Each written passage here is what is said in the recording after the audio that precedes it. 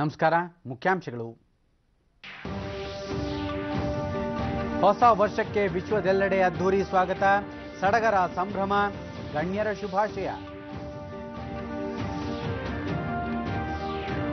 TV cinema ticket ಸೇರಿ 23 ವಸ್ತುಗಳ ಮೇಲಿನ ಜಿಎಸ್ಟಿ ದರ ಇಂದಿನಿಂದ ಅಗ್ಗ.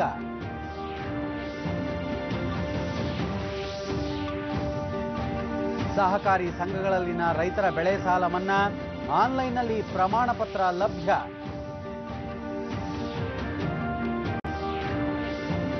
ಬ್ಯಾಂಕಿಂಗ್ ವಲಯದಲ್ಲಿ ಎನ್ಪಿಎ ಪರಿಸ್ಥಿತಿ, ಸೆಪ್ಟೆಂಬರ್ ಅಂತ್ಯಕ್ಕೆ ಶೇಕಡ 5.3 ಇಳಿಕೆ, ಆರ್ಬಿಐ ಪ್ರಕಟಣೆ.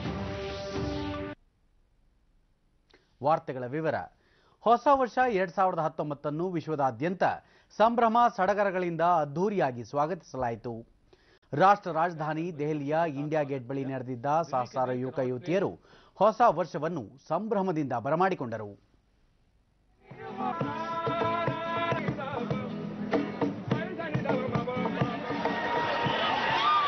वहीं कभी ना सोने वाली नगरी मुंबई भी नए साल को अनोखे अंदाज में स्वागत करते. ವಾಣಿಜ್ಯ ನಗರಿ ಮುಂಬೈನಲ್ಲೂ ಹೊಸ ವರ್ಷವನ್ನು ಹರ್ಷೋದ್ಗಾರಗಳ ನಡುವೆ ಸ್ವಾಗತಿಸಲಾಯಿತು. ಅಲ್ಲಿನ ಛತ್ರಪತಿ ಶಿವಾಜಿ ಟರ್ಮಿನಲ್ ಬಳಿ ಜಮಾವಣೆಗೊಂಡಿದ್ದ ನಾಗರಿಕರು ಪರಸ್ಪರ ಹೊಸ ವರ್ಷದ ಶುಭಾಶಯ ವಿನಿಮಯ ಮಾಡಿಕೊಂಡು ಸಂಭ್ರಮಿಸಿದರು.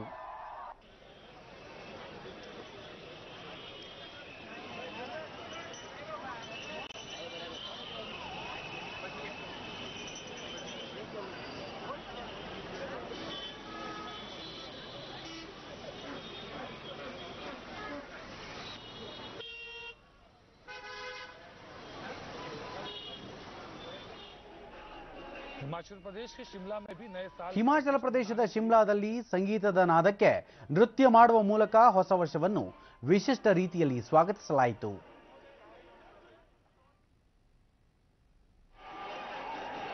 ಮಧ್ಯಪ್ರದೇಶದ ಭೋಪಾಲ್ನಲ್ಲಿ ಸಡಗರ ಸಂಭ್ರಮಗಳ ಮಧ್ಯೆ ನೂತನ ವರ್ಷದ ಸಂಭ್ರಮವನ್ನು ಆಚರಿಸಲಾಯಿತು. मध्यप्रदेश के भोपाल में भी लोगों ने 2019 का गर्मजोशी से स्वागत किया.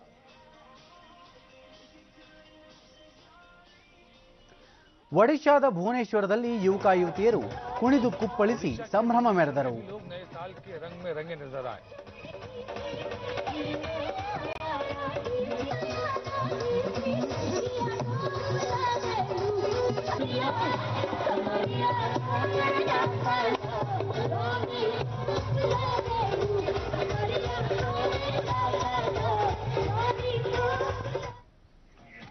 ಛತ್ತೀಸ್ಗಢದಲ್ಲಿ ಸಿಆರ್ಪಿಎಫ್ ಯೋಧರು ಹೊಸ ವರ್ಷಾಚರಣೆಯಲ್ಲಿ ಸಂಭ್ರಮದಲ್ಲಿ ಪಾಲ್ಗೊಂಡಿದ್ದು ವಿಶೇಷವಾಗಿತ್ತು.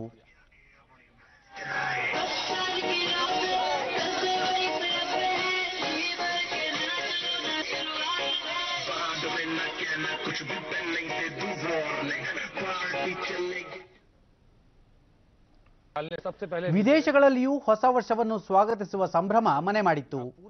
ನ್ಯೂಜಿಲೆಂಡ್ನ ಆಕ್ಲೆಂಡ್ನಲ್ಲಿ ಜಗಮಗಿಸುವ ಬಣ್ಣದ ಬೆಳಕಿನ ಚಿತ್ತಾರಗಳ ನಡುವೆ ನೂತನ ವರ್ಷವನ್ನು ಸ್ವಾಗತಿಸಲಾಯಿತು.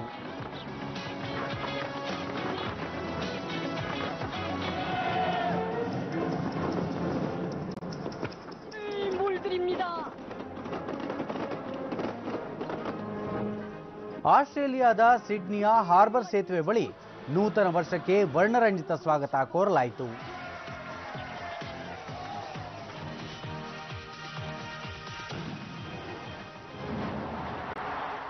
ಉತ್ತರ ಕೊರಿಯಾದಲ್ಲೂ ನೂತನ ವರ್ಷವನ್ನು ಸ್ವಾಗತಿಸುವ ಸಂಭ್ರಮ ಮನೆ ಮಾಡಿತ್ತು. ಹಾಂಗ್ಕಾಂಗ್ನ ವಿಕ್ಟೋರಿಯಾ ಹಾರ್ಬರ್ ಅನ್ನು ವಿದ್ಯುತ್ ದೀಪಗಳಿಂದ ಅಲಂಕರಿಸಿ ನೂತನ ವರ್ಷವನ್ನು ಸ್ವಾಗತಿಸಲಾಯಿತು. सिडनी हार्बर ब्रिज के आर पार रोशनी की पंक्तियों ने नई शुरुआत की मुनादी कर दी.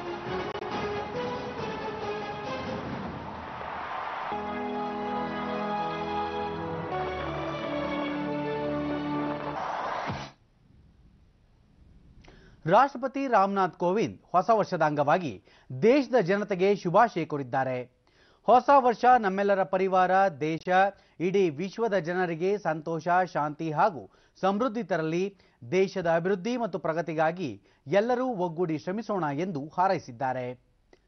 ಉಪರಾಷ್ಟ್ರಪತಿ ಎಂ ವೆಂಕಯ್ಯ ನಾಯ್ಡು ಸಮೃದ್ಧ ಹಾಗೂ ಸಮರ್ಥ ರಾಷ್ಟ್ರ ಕಟ್ಟಲು ಎಲ್ಲರೂ ಪಣ ತೊಡೋಣ, ಪ್ರಜಾತಂತ್ರದ ಮೌಲ್ಯಗಳನ್ನು ಬಲಗೊಳಿಸಿ ರಾಷ್ಟ್ರೀಯ ಭಾವೈಕ್ಯತೆ ಸಾಧಿಸಿ ದೇಶದ ಸಮಗ್ರ ಅಭಿವೃದ್ಧಿಗೆ ಎಲ್ಲರೂ ಒಗ್ಗೂಡಿ ದುಡಿಯೋಣ ಎಂದು ತಮ್ಮ ಸಂದೇಶದಲ್ಲಿ ತಿಳಿಸಿದ್ದಾರೆ.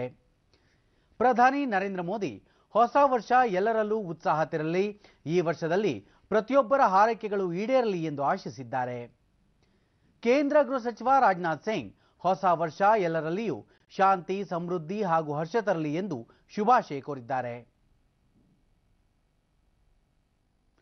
ಬೆಂಗಳೂರಿನಲ್ಲಿಯೂ ಹೊಸ ವರ್ಷವನ್ನು ಅತ್ಯಂತ ಸಡಗರ ಸಂಭ್ರಮದಿಂದ ಬರಮಾಡಿಕೊಳ್ಳಲಾಯಿತು.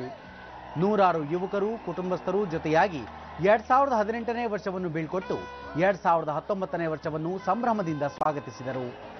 ನಗರದ ಪ್ರಮುಖ ರಸ್ತೆಗಳಾದ ಮಹಾತ್ಮ ಗಾಂಧಿ ರಸ್ತೆ, ಬ್ರಿಗೇಡ್ ರಸ್ತೆಯಲ್ಲಿ ಜಮಾಯಿಸಿದ್ದ ಸಾವಿರಾರು ಜನರು ಸಾಮೂಹಿಕ ನೃತ್ಯದಲ್ಲಿ ಮಿಂದೆದ್ದು ಹೊಸ ವರ್ಷದ ಸಂಭ್ರಮ ಆಚರಿಸಿ ಪರಸ್ಪರ ಶುಭಾಶಯ ವಿನಿಮಯ ಮಾಡಿಕೊಂಡಿದ್ದರು. ಬಿಗಿ ಬಂದೋಬಸ್ತ್ ಏರ್ಪಡಿಸಲಾಗಿತ್ತು. ಜಗಮಗಿಸುವ ಬಣ್ಣದ ದೀಪಗಳ ಚಿತ್ತಾರ ಹೊಸ ವರ್ಷದ ಸಂಭ್ರಮವನ್ನು ಮತ್ತಷ್ಟು ರಂಗೇರಿಸಿತ್ತು.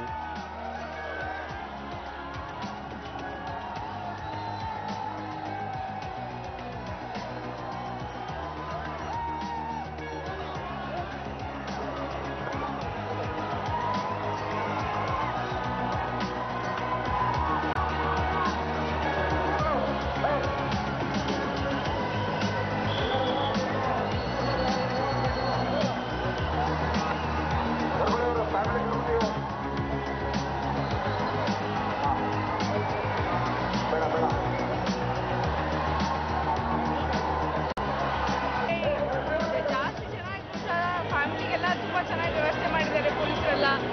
ಚೆನ್ನಾಗಿರ್ತದೆ. ಎಲ್ಲರಿಗೂ ಹಾರ್ದಿಕ ಶುಭಾಶಯಗಳು, ಹೊಸ ವರ್ಷದ ಶುಭಾಶಯಗಳು. ಖುಷಿ ಆಗ್ತಿದೆ. ಸೊ ಸೆಲೆಬ್ರೇಟ್ ಲಿಟಲ್ ಬಿಟ್ ಇದೆ, ಬಟ್ ಯಾರು ಕಿರ್ಚಿಲ್ಲ. ಎನಿವೇಸ್ ಎಲ್ಲರಿಗೂ happy happy happy new year.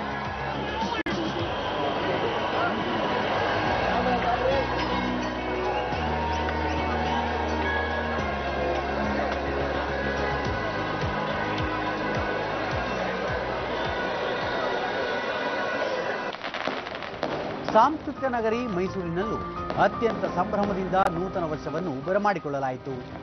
ಜಗತ್ಪ್ರಸಿದ್ಧ ಮೈಸೂರು ಅರಮನೆ ಆಕರ್ಷಕ ವಿದ್ಯುತ್ ದೀಪಗಳ ಅಲಂಕಾರದಿಂದ ಕಂಗೊಳಿಸಿತ್ತು. ಹೊಸ ವರ್ಷದ ಅಂಗವಾಗಿ ಅಂಬಾವಿಲಾಸ ಅರಮನೆ ಆವರಣದಲ್ಲಿ ಪೊಲೀಸ್ ವಾದ್ಯ ವೃಂದದಿಂದ ಸಮೂಹ ಗೀತೆಗಳು ಮೂಡಿಬಂದವು.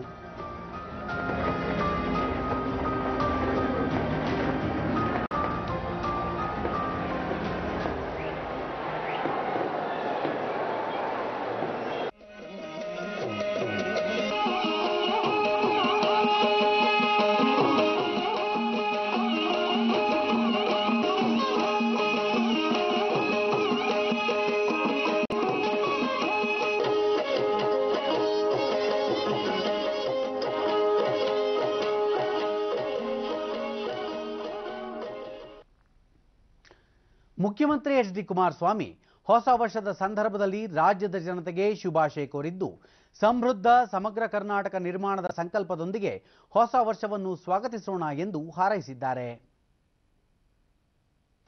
ಕೇಂದ್ರ ರಾಸಾಯನಿಕ ಮತ್ತು ರಸಗೊಬ್ಬರ ಖಾತೆ ಸಚಿವ ಡಿ.ವಿ. ಸದಾನಂದಗೌಡ ನಾಡಿನ ಜನತೆಗೆ ಹೊಸ ವರ್ಷದ ಶುಭಾಶಯ ಕೋರಿದ್ದು, ಪ್ರತಿಯೊಬ್ಬರೂ ತೆಗೆದುಕೊಳ್ಳುವ ಪ್ರತಿ ನಿರ್ಧಾರದ ಹಿಂದೆ ಧನಾತ್ಮಕ ಚಿಂತನೆ ಇರಲಿ, ದೇಶ ಮೊದಲು ಎಂಬ ದೃಢ ನಿರ್ಧಾರಕ್ಕೆ ಉತ್ತಮರ ಜೊತೆ ನಾವೆಲ್ಲರೂ ಕೈಜೋಡಿಸೋಣ ಎಂದು ಆಶಿಸಿದ್ದಾರೆ. ಬಿಜೆಪಿ ರಾಜ್ಯಾಧ್ಯಕ್ಷ ಬಿಎಸ್ ಯಡಿಯೂರಪ್ಪ ಹೊಸ ವರ್ಷದ ಅಂಗವಾಗಿ ರಾಜ್ಯದ ಜನತೆಗೆ ಶುಭಾಶಯ ಕೋರಿದ್ದಾರೆ. ಕಹಿ ಘಟನೆಗಳನ್ನು ಮರೆತು ಸಿಹಿ ನೆನಪುಗಳನ್ನು ಹೊತ್ತು ಹೊಸ ವರ್ಷಕ್ಕೆ ಕಾಲಿಟ್ಟು ಸಮಾಜಮುಖಿ ಕಾರ್ಯಗಳನ್ನು ಕೈಗೊಂಡು ರಾಷ್ಟ್ರದ ಅಭ್ಯುದಯಕ್ಕೆ ಶ್ರಮಿಸೋಣ ಎಂದು ಕರೆ ನೀಡಿದ್ದಾರೆ. ಹೊಸ ಕನಸುಗಳನ್ನು ಹೊತ್ತು ನೂತನ ವರ್ಷಕ್ಕೆ ಅಡಿಯಿಟ್ಟಿರುವ ದೇಶದ ಜನತೆಗೆ ಕೇಂದ್ರ ಸರ್ಕಾರ 23 ಪ್ರಮುಖ ವಸ್ತುಗಳ ಮೇಲಿನ ಸರಕು ಮತ್ತು ಸೇವಾ ತೆರಿಗೆ ಜಿಎಸ್ಟಿ ಕಡಿತಗೊಳಿಸಿ ಆದೇಶ ಹೊರಡಿಸಿದ್ದು, ಇಂದಿನಿಂದ ಹೊಸ ಜಿಎಸ್ಟಿ ದರ ಜಾರಿಗೆ ಬರಲಿದೆ. 28% ಜಿಎಸ್ಟಿ ಇದ್ದ 32 ಇಂಚು ಒಳಗಿನ ಟಿವಿ, ಗಣಕದ ಯಂತ್ರದ ಮಾನಿಟರ್, ಪವರ್ ಬ್ಯಾಂಕ್ ಹಾಗೂ ₹100ಗೂ ಅಧಿಕ ಮೊತ್ತದ ಸಿನಿಮಾ ಟಿಕೆಟ್ಗಳು 18% ಜಿಎಸ್ಟಿಯಲ್ಲಿ ದೊರೆಯಲಿವೆ. 28% ಜಿಎಸ್ಟಿ ಇದ್ದ ದಿವ್ಯಾಂಗರ ಬಳಕೆ ಸಾಧನಗಳು 5% ಜಿಎಸ್ಟಿಯಲ್ಲಿ ದೊರೆಯಲಿದ್ದು, 12% ಜಿಎಸ್ಟಿ ಇದ್ದ ಸಂಗೀತ ಪುಸ್ತಕಗಳು, ಶೇಖರಿಸಿಡಲಾದ ತರಕಾರಿಗಳು ಹಾಗೂ ಜನಧನ ಯೋಜನೆಯ ಉಳಿತಾಯ ಖಾತೆಗಳು ತೆರಿಗೆ ವಿನಾಯಿತಿ ಪಡೆದಿವೆ.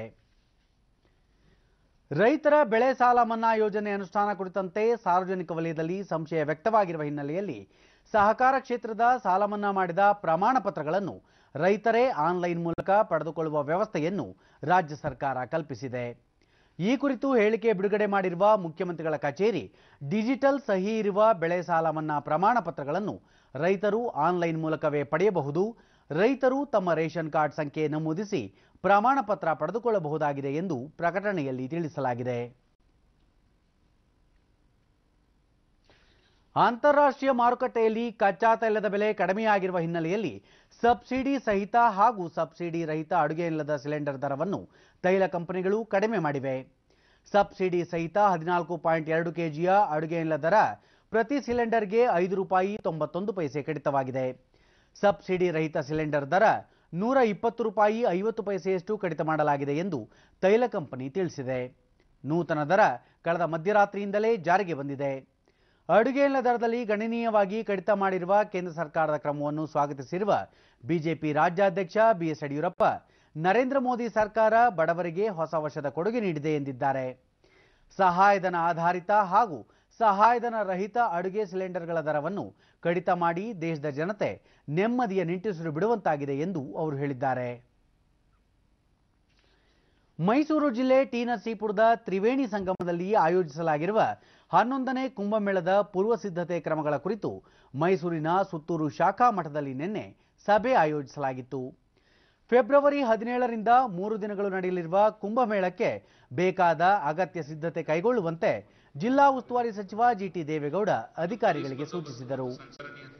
ಜಿಲ್ಲಾಧಿಕಾರಿ ಅಭಿರಾಮ್ ಜಿ ಶಂಕರ್ ಸಂಚಾರ ಮತ್ತು ಪಾರ್ಕಿಂಗ್ ವ್ಯವಸ್ಥೆ ಕಲ್ಪಿಸುವುದರ ಜೊತೆಗೆ ಮೇಳದ ಆವರಣದಲ್ಲಿ ಸಿಸಿಟಿವಿ ಅಳವಡಿಸಲಾಗುವುದು ಎಂದರು.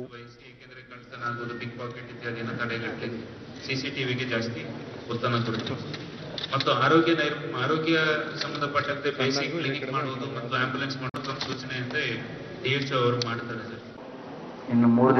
ಚುಂಚನಗಿರಿ ಮಠದ ನಿರ್ಮಲಾನಂದನಾಥ ಸ್ವಾಮೀಜಿ 3 ದಿನಗಳ ಕಾಲ ನಡೆಯುವ ಧಾರ್ಮಿಕ ಕೈಂಕರ್ಯಗಳ ಬಗ್ಗೆ ವಿವರ ನೀಡಿದರು. 19ನೇ ತಾರೀಕಿನಂದು ಪುಣ್ಯ ಸ್ನಾನ ಮಾಡುವುದರ ಮುಖಾಂತರ ಸಭೆ ಮುಖಾಂತರ ಮುಕ್ತಾಯಗೊಳ್ಳುತ್ತದೆ. ಈಗಾಗಲೇ ಹೇಳಿದಾಗ 7ನೇ ತಾರೀಕು ಭಾನುವಾರ ತ್ರಯೋದಶಿ ಪ್ರಾತಃ ಕಾಲದಲ್ಲಿ ಅನಜ್ಞೆಯ ಮುಖಾಂತರ ಶ್ರೀ ಅಗಸ್ತೀಶ್ವರ ಸನ್ನಿಧಿಯಲ್ಲಿ ಪುಣ್ಯ ಮತ್ತು ಉಳಿದ ಹೋಮಗಳೊಂದಿಗೆ ಧಾರ್ಮಿಕ ಕಾರ್ಯಕ್ರಮ ಪ್ರಾರಂಭವಾಗುತ್ತೆ. ಸುತ್ತೂರು ಶಿವರಾತ್ರಿ ದೇಶಿಕೇಂದ್ರ ಸ್ವಾಮೀಜಿ, ಕುಂಭಮೇಳಕ್ಕೆ ಸಾವಿರಾರು ಜನರು ಆಗಮಿಸುವ ನಿರೀಕ್ಷೆ ಇದ್ದು ಅಗತ್ಯ ಮೂಲಸೌಕರ್ಯ ಒದಗಿಸುವಂತೆ ಸರ್ಕಾರಕ್ಕೆ ಮನವಿ ಮಾಡಿದರು. ಮತ್ತು ಆ ಸಂದರ್ಭದಲ್ಲಿ ಧಾರ್ಮಿಕ ಆಚರಣೆಗಳಿಗೆ ಯಾವುದೇ ಕೊರತೆ ಬರದ ಹಾಗೆ ನೋಡ್ಕೊಳ್ತಕ್ಕಂಥದ್ದು ಇದೆಲ್ಲ ಸಾಮೂಹಿಕವಾದ ಜವಾಬ್ದಾರಿ ಎಲ್ಲರ ಮೇಲೆ ಇರೋದ್ರಿಂದ ಈಗಾಗಲೇ ಸಚಿವರು ಹೇಳಿರೋ ಹಾಗೆ 2ನೇ ತಾರೀಕು ನೀವು ಸಮಯವನ್ನು ನಿಗದಿ ಮಾಡಿದ್ರೆ ನಿಮ್ಮ ಜೊತೆಗೆ ಸೋಮನಾಥನ ಸ್ವಾಮೀಜಿಯವರು ಮತ್ತು ಅಡ್ಡಾಳ್ಮಠ ಶ್ರೀಗಳು ಜೊತೆಗಿದ್ದು ಇತರ ಸ್ಥಳೀಕರೆಲ್ಲ ಇರ್ತಾರೆ. ಅವರು ಅಲ್ಲೇನೇನು ಆಗಬೇಕು ಅಂತ ಅಗತ್ಯತೆಗಳನ್ನು ನಿಮ್ಮ ಗಮನಕ್ಕೆ ತರಲಿಕ್ಕೆ. ಬ್ಯಾಂಕಿಂಗ್ ವಲಯದ ಒಟ್ಟಾರೆ ಅನುತ್ಪಾದಕ ಸಾಲ ಎನ್ಪಿಎ ಪರಿಸ್ಥಿತಿಯಲ್ಲಿ ಸುಧಾರಣೆಯಾಗಿದ್ದು, ಕಳೆದ ಸೆಪ್ಟೆಂಬರ್ನಲ್ಲಿ ನಿವ್ವಳ ಅನುತ್ಪಾದಕ ಸಾಲದ ಅನುಪಾತ %5.3ಕ್ಕೆ ಇಳಿಕೆಯಾಗಿದೆ ಎಂದು ರಿಸರ್ವ್ ಬ್ಯಾಂಕ್ ತಿಳಿಸಿದೆ. 2018ರ ಮಾರ್ಚ್ನಲ್ಲಿ ಎನ್ಪಿಎ %6.2ರ ಮಟ್ಟದಲ್ಲಿದ್ದು, ಅದು ಸೆಪ್ಟೆಂಬರ್ ವೇಳೆಗೆ 5.3ಕ್ಕೆ ಇಳಿಕೆಯಾಗಿದೆ. ವಸೂಲಾಗದ ಸಾಲದ ನಿರ್ವಹಣೆಯಲ್ಲಿ ಸಕಾರಾತ್ಮಕ ಸುಧಾರಣೆ ಕಂಡುಬರುತ್ತಿರುವುದನ್ನು ಇದು ಬಿಂಬಿಸಿದೆ. ಸಾರ್ವಜನಿಕ ಹಾಗೂ ಖಾಸಗಿ ವಲಯದ ಬ್ಯಾಂಕ್ಗಳಲ್ಲಿ ಸಾಲ ಮರುಪಾವತಿ ಚೇತರಿಸುತ್ತಿದೆ ಎಂದು ಆರ್ಬಿಐ ಗವರ್ನರ್ ಶಕ್ತಿಕಾಂತ್ ದಾಸ್ ತಿಳಿಸಿದ್ದಾರೆ. ಏಪ್ರಿಲ್ 2ರಂದು ನಡೆದ ಭಾರತ್ ಬಂದ್ ಸಂದರ್ಭದಲ್ಲಿ ಪ್ರತಿಭಟನಾಕಾರರ ವಿರುದ್ಧ ದಾಖಲಾಗಿದ್ದ ಪ್ರಕರಣಗಳನ್ನು ಕೈಬಿಡದಿದ್ದರೆ ರಾಜಸ್ಥಾನ ಮತ್ತು ಮಧ್ಯಪ್ರದೇಶ ಸರ್ಕಾರಕ್ಕೆ ನೀಡಲಾಗಿರುವ ಬೆಂಬಲವನ್ನು ವಾಪಸ್ ಪಡೆಯುವುದಾಗಿ ಬಹುಜನ ಸಮಾಜವಾದಿ ಪಕ್ಷದ ಅಧ್ಯಕ್ಷೆ ಮಾಯಾವತಿ ಎಚ್ಚರಿಕೆ ನೀಡಿದ್ದಾರೆ. 2 ರಾಜ್ಯಗಳಲ್ಲಿ ಸರ್ಕಾರ ರಚಿಸಲು ತಮ್ಮ ಪಕ್ಷ ಬೆಂಬಲ ನೀಡಿದ್ದು, ಪಕ್ಷದ ಕಾರ್ಯಕರ್ತರ ವಿರುದ್ಧದ ಪ್ರಕರಣಗಳನ್ನು ಕೈಬಿಡದಿದ್ದರೆ ಬೆಂಬಲ ನೀಡಿರುವ ಬಗ್ಗೆ ಮರುಚಿಂತನೆ ಮಾಡಲಾಗುವುದು ಎಂದು ಹೇಳಿದ್ದಾರೆ.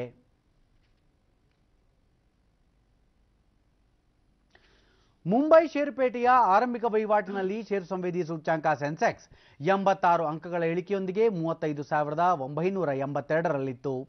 ರಾಷ್ಟ್ರೀಯ ಸಂವೇದಿ ಸೂಚ್ಯಂಕ ನಿಫ್ಟಿ 20 ಅಂಕಗಳ ಇಳಿಕೆಯೊಂದಿಗೆ 10,843ರಲ್ಲಿತ್ತು. ಅಂತಾರಾಷ್ಟ್ರೀಯ ಮಾರುಕಟ್ಟೆಯಲ್ಲಿ ಡಾಲರ್ ಎದುರು ರೂಪಾಯಿ ಮೌಲ್ಯ 15 ಪೈಸೆಯಷ್ಟು ಬಲಗೊಂಡಿದ್ದು 69.62ರಲ್ಲಿತ್ತು. ಕೊನೆಯಲ್ಲಿ ಮತ್ತೊಮ್ಮೆ ಮುಖ್ಯಾಂಶಗಳು. ಹೊಸ ವರ್ಷಕ್ಕೆ ವಿಶ್ವದೆಲ್ಲೆಡೆ ಅದ್ಧೂರಿ ಸ್ವಾಗತ, ಸಡಗರ ಸಂಭ್ರಮ, ಗಣ್ಯರ ಶುಭಾಶಯ. ಟಿವಿ, ಸಿನಿಮಾ ಟಿಕೆಟ್ ಸೇರಿ 23 ವಸ್ತುಗಳ ಮೇಲಿನ ಜಿಎಸ್ಟಿ ದರ ಇಂದಿನಿಂದ ಅಗ್ಗ.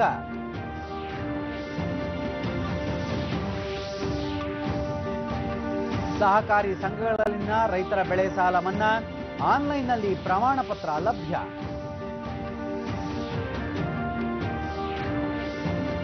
ಬ್ಯಾಂಕಿಂಗ್ ವಲಯದಲ್ಲಿ ಎನ್ಪಿಎ ಪರಿಸ್ಥಿತಿ ಸುಧಾರಣೆ, ಸೆಪ್ಟೆಂಬರ್ ಅಂತ್ಯಕ್ಕೆ ಶೇಕಡ 5.3 ಇಳಿಕೆ, ಆರ್ಬಿಐ ಪ್ರಕಟಣೆ.